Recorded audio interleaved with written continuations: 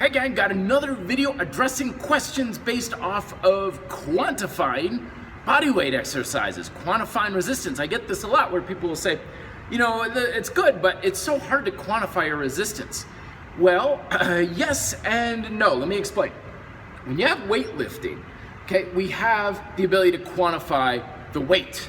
We measure it in pounds, right? Plates and dumbbells and things. So we have weight, but the thing is, it's not about weight. Weight doesn't change the body. I don't care what your numbers actually look like, because weight isn't in the actual cells of your muscles. Remember, we're looking to change the body. The only way your body ever changes is if something is actually happening at the cellular level. You can have everything going on around you. It doesn't matter. It's what is literally inside the muscle cells and what is the condition in the cells that causes the body to change. With that regard, it's not about weight. It's not even about resistance. It's about tension. Muscular tension is what is most important. So with weightlifting, we have a weight, then we have a technique which leads to resistance on that area of the body, and the resistance is related to tension. Now again, tension isn't controlled by any of this. It's influenced by it. I mean, I can tense my biceps, but I don't have a weight.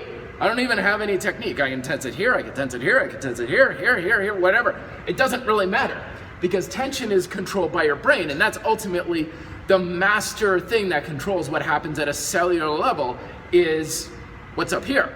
So this is what goes on with weightlifting, is we are quantifying weight, okay? This we can quantify.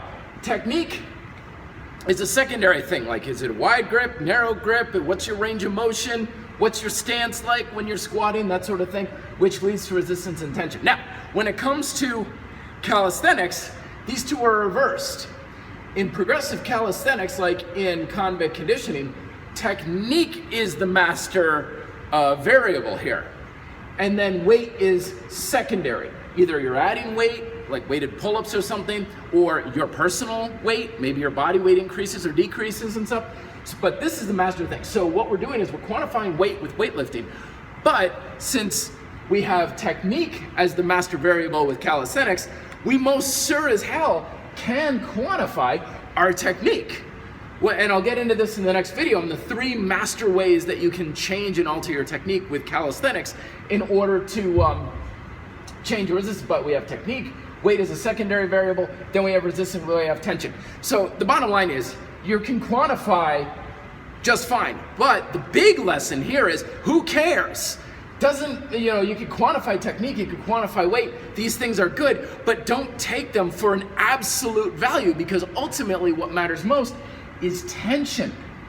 And I'm working on it, but I'm looking for a way to quantify tension. I don't know of one yet. I'm looking for one. I can't give you one right now, because man, if you can find a way to quantify tension, the value of your training is going to skyrocket. It's going to be a huge game changer. It'll probably make me millions of dollars if I can find a way to quantify tension. But right now it's kind of in this hoovy-doovy, groovy, kind of gotta feel it out kind of area, which we gotta it's part of the art of training, whereas these are more just scientific logic. So that's the lesson for today is, can you quantify tension? No, not really, but we're relying on secondary variables. It's just like in geology class, where they would tell us about what's going on within the earth. And I'd be like, how do they know what's going on, like, 10 miles under the earth with plates and everything? They're like, well, the fact is we don't know for sure. We kind of get an idea of what's going on because of things we can observe on the surface of the earth.